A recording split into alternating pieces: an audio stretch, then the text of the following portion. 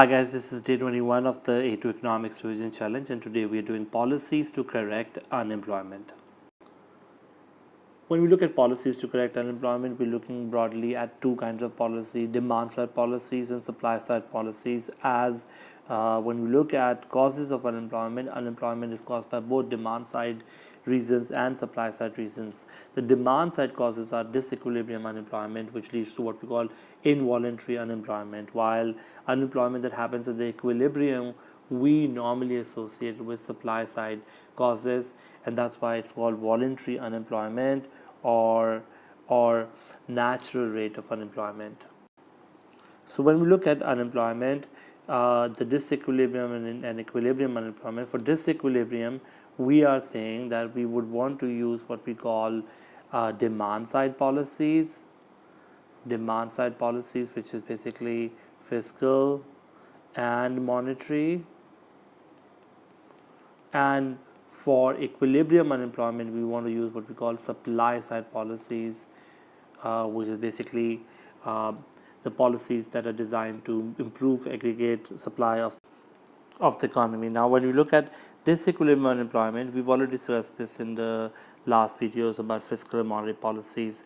We can use fiscal and monetary policies which are expansionary in nature, and those policies can result in AD to rise, and when AD goes up, automatically, since labor is a derived demand, aggregate demand for labor will go up, and the gap which happens because of disequilibrium will be sorted. So if I quickly show you guys the diagram for this one, what we are saying is this, that both classical unemployment and cyclical unemployment had a graph where the wage should have been at, for example, W0, but is stuck at W1. So when the wage is stuck at W1, there is this unemployment equal to AB, and the way we solve this is through expansionary fiscal or monetary policy, which can make the aggregate demand for labor go to the right, and automatically this becomes the new equilibrium where unemployment goes down. As when you look at this graph, the quantity of labor employed will go from Q0 to Q1. So the idea goes that this disequilibrium that exists at W1 will no longer be disequilibrium if the demand for labor goes up to meet at W1. Now when we move to the supply side reasons, that's where the equilibrium unemployment comes about. So for the equilibrium unemployment, what we say, we use what we call supply side policies, which are employed to tackle the voluntary or natural rate of unemployment. Remember, these kind of policies are tackling frictional,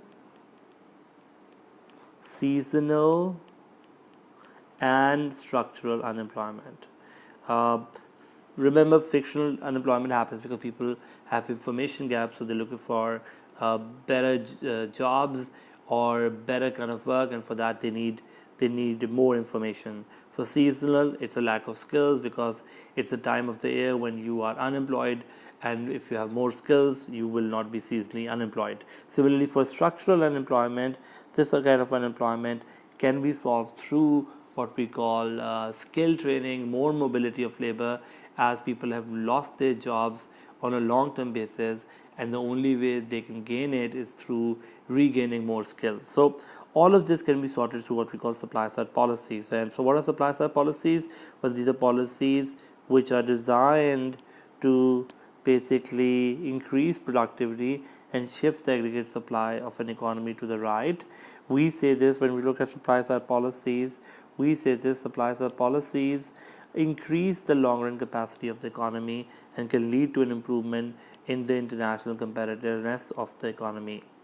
Let's see this in terms of a diagram. So when we look at supply side policies diagram, we're looking at aggregate supply curve shifting to the right. So if this is our price level, our real GDP, successful supply side policies could result in aggregate supply curve to shift from AS1 to AS2, and can cause basically not only the price level to fall, real GDP to rise, and therefore unemployment to fall, but at the same time we can meet all our four goals through this policy. How? Because number one, lower inflation, number two, higher GDP, number three, lower unemployment, and because the price level is going down, we can say that it can also lead to an improvement in the current account of the balance of payment, because exports are becoming cheaper and imports are becoming expensive when our price level in the economy goes down. So how do we achieve supply side policies? Well, the first thing many sort of countries do in order to start the process of supply side is privatization, which will involve selling your state-owned sort of assets to the private sector, which is the sector that looks at profitability and therefore will be more efficient in running the businesses. This profit motive will reduce costs and increase revenue, and also can develop better services. So the first thing that will happen in a supply side policy will be a lot more firms or industries will be privatized. Second thing that we look at is basically more competition, and this more competition happens through deregulation. What is deregulation? This is simply reducing the barriers to entry so that there could be more competition in the market. The third one, which we try to do in supply side policy, is to reduce taxes and state welfare benefits. Well, it is argued that when there are lower taxes both on income and corporation, we can see an increased incentive for people to work, to invest, and this will lead to more output. Also, this kind of lower benefits that we provide people now means more people will be taking up jobs rather than sitting at home and enjoying unemployment benefits. The fourth important sort of way we use in supply side policies is increased education and training. This increase in education and training is important, and the reason is very simple, primarily because when you look at development of skills, for example, for seasonal and structural reasons, higher education and training can increase what we call productivity of labor as well as mobility of labor between different professions.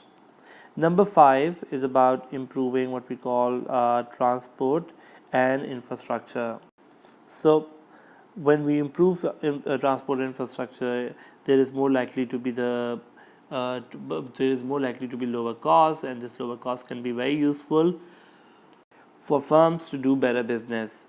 So let's now look at evaluation of supply side policies. So what are the possible advantages of supply side policies? Well, the first advantage of supply side policy is the idea that supply side policies actually are beneficial because they can reduce inflation in an economy in the long term. So that's a big advantage when it comes to supply side policies, because they make the aggregate supply curve shift to the right, and as a result of that, they can lower price level, which can reduce inflation in the economy.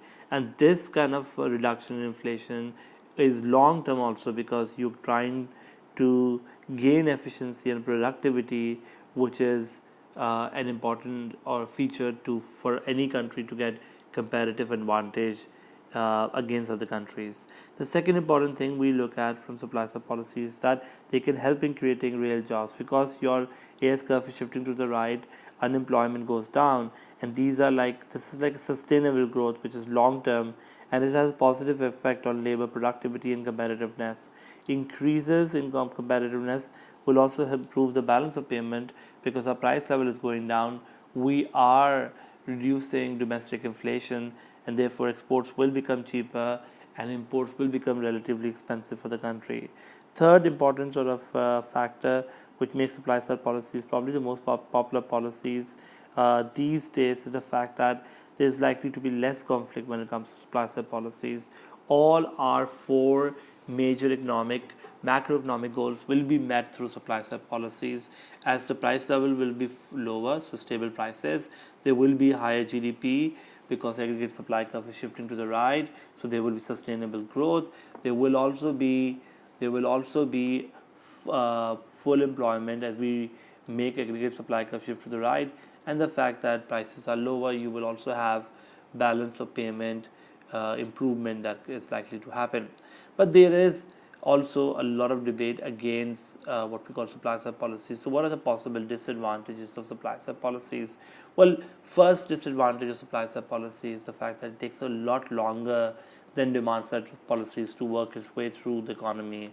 You're trying to improve human capital by educating people. You're trying to sort of do policies that in the short run may not show its result but will be useful in the long run, like education and training and infrastructure and other advantages where country may require many years of investment in terms of getting better at it. So second thing we look at when it comes to supply side policies is the fact that they're costly to implement. For example, if you're looking at education and training for the whole country, you're looking at very extremely expensive or costly initiatives, and which can result in fiscal and monetary policies to be preferred sometimes, because the funds required to successfully do supply side policies could be much more. The third one is the issue of equity sometimes, which comes about when you look at supply side policies. We're looking at an impact on the distribution of income, at least in the short term, because we're lowering taxes, which means the rich will benefit from it. We're reducing union power, which means workers will be unhappy because their power, their wages, which were effectively bargained by the unions, will no longer happen. Also, privatization means some people will lose their job. So all of this will have a widening sort of effect on our income distribution. The rich will benefit initially, and the poor will suffer in supply side policies. So to conclude, when we have what we call equilibrium unemployment, we should do supply side policies. But in case of disequilibrium unemployment, we use demand side policies.